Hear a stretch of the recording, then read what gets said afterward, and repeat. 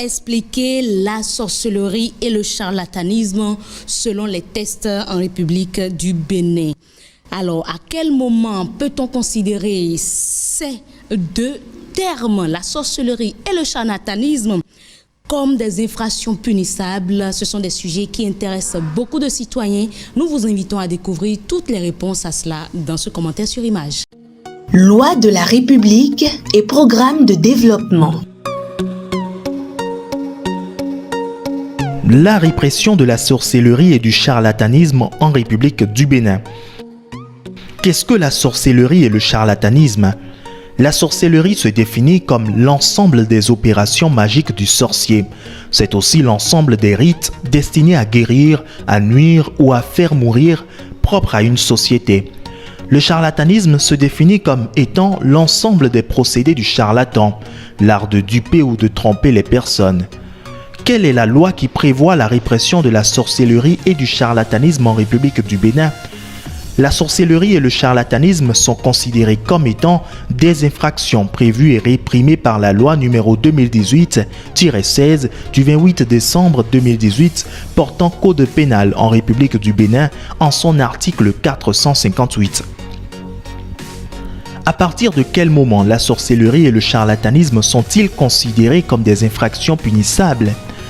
La condition première consiste en la mise en œuvre des pratiques de sorcellerie, de magie ou de charlatanisme qui peuvent se traduire par des sorts, des envoûtements, les transmissions de maladies ou toute autre pratique de source chimérique.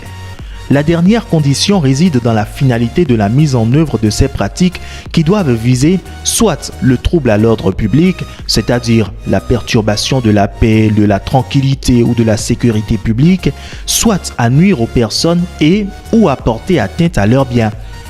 Ainsi, une prétendue pratique de sorcellerie ou charlatanisme qui ne porte atteinte ni à l'ordre public, ni aux personnes, encore moins aux biens, animaux, etc., ne peut être qualifiée d'infraction de sorcellerie ou de charlatanisme.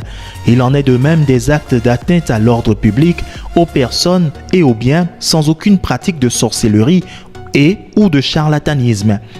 Que risquent les pratiquants de la sorcellerie et ou du charlatanisme?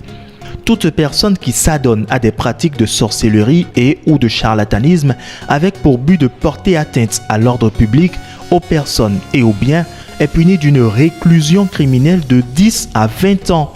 Autrement dit, une peine privative de liberté, peine de prison de 10 à 20 ans.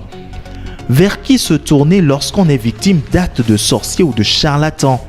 La loi permet à tout citoyen victime de pratiques de sorcellerie et ou de charlatanisme de porter plainte auprès des autorités compétentes. Il s'agit soit du commissaire, soit du procureur de la République. Où se procurer la loi qui réprime la sorcellerie et ou le charlatanisme en République du Bénin? La loi numéro 2018-16 du 28 décembre 2018 portant code pénal en République du Bénin est en vente dans les différentes librairies de la place et est disponible sur Internet, notamment sur le site de l'Assemblée nationale du Bénin à l'adresse www.assemblée-nationale.bj. Un nouveau type de citoyen NTC connaît la loi qui prévoit la répression de la sorcellerie et du charlatanisme en République du Bénin.